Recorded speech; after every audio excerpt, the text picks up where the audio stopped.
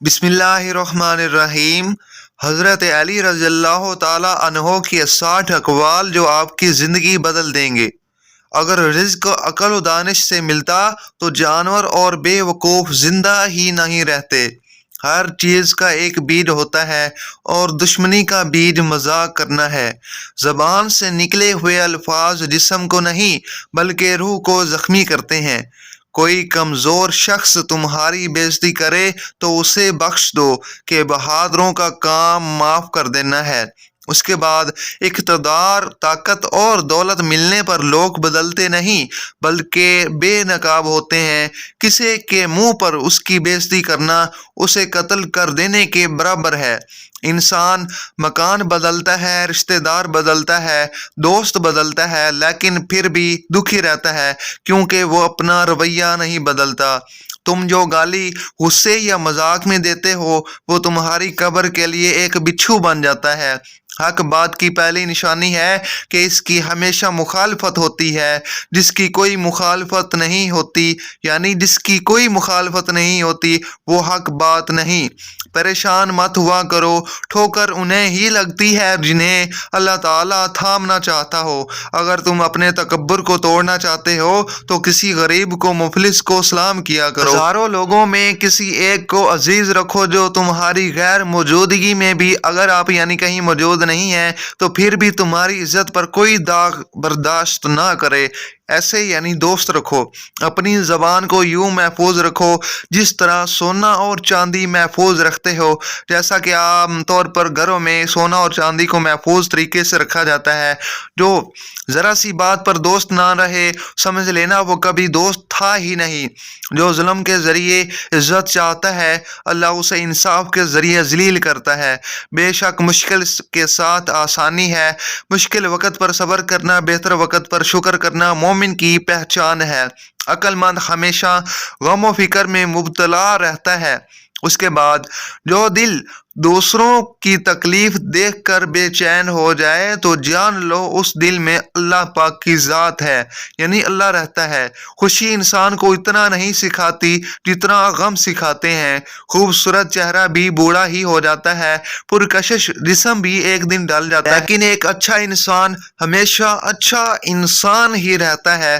जिस आदमी की ज़बान खराब हो जाती है उसका नसीब भी उसी के साथ ही खराब हो जाता है।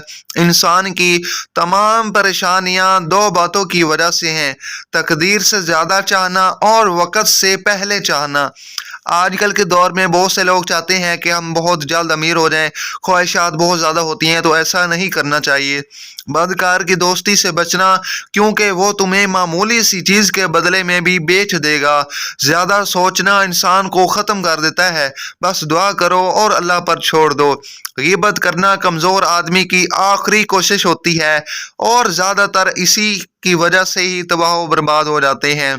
जब तुम्हारी मुश्किलात हद से ज़्यादा बढ़ने लगें तो समझ लो कि अल्लाह तुम्हें कोई बुलंद मकाम देने वाला है। ऐसा बहुत कम होता है कि जल्दबाजी करने वाला इंसान नुकसान ना उठाए, और ऐसा ही नहीं हो सकता कि सब्र करने वाला नाकाम हो जाए। लोगों के इखलाक के मुताबिक उनसे मेल जोल रखो और अमाल में उनसे अलहदा रहो। दुनिया तुम्हें उस वक़्त तक नहीं हरा सकती जब तक तुम खुद ना हार जाओगे। घर में गुस्सा होना गोया उसे वीरान करने के बराबर है। किसी के ईमान का अंदाज़ा उसके वादों से लगाओ। उसे अपना राज कभी मत बताओ जिसका कोई राज तुम्हारे पास ना हो। उस शख्स को अपने ऊपर गालिब मत आने दो, वरना तुम्हें दुनिया में कोई हमदर्द ना मिल सकेगा। बुराई को खुद में और अच्छाई को दूसरों में तलाश करो। अगर तवक्कल सीखना है तो परिंदों से सीखो। जब वो शाम को घर वापस जाते हैं तो उनकी चोंच में कल के लिए कोई दाना नहीं होता। अल्लाह पर बहुत ज़्यादा भरोसा किया करो। गुर्बत इंसान को अपने ही शहर में अजनबी बना देती है। किसी इंसान को दुख देना इतना ही आसान है जितना समंदर में पत्थर फेंकना, मगर कोई नहीं जानता कि वो पत्थर कितनी गहराई में गया है। जिस ज़बान से झूठ निकलना बंद हो जाए उस ज़बान से निकली हुई हर दुआ कबूल होती है। हमेशा अपनी छोटी छोटी गलतियों से बचने की कोशिश करो, क्योंकि इंसान पहाड़ों से नहीं पत्थरों से ठोकर खाता है। اس کے بعد اچھے وقت سے زیادہ اچھے دوست کو عزیز رکھو، کیونکہ اچھے دوست برے وقت کو اچھا بنا دیتے ہیں۔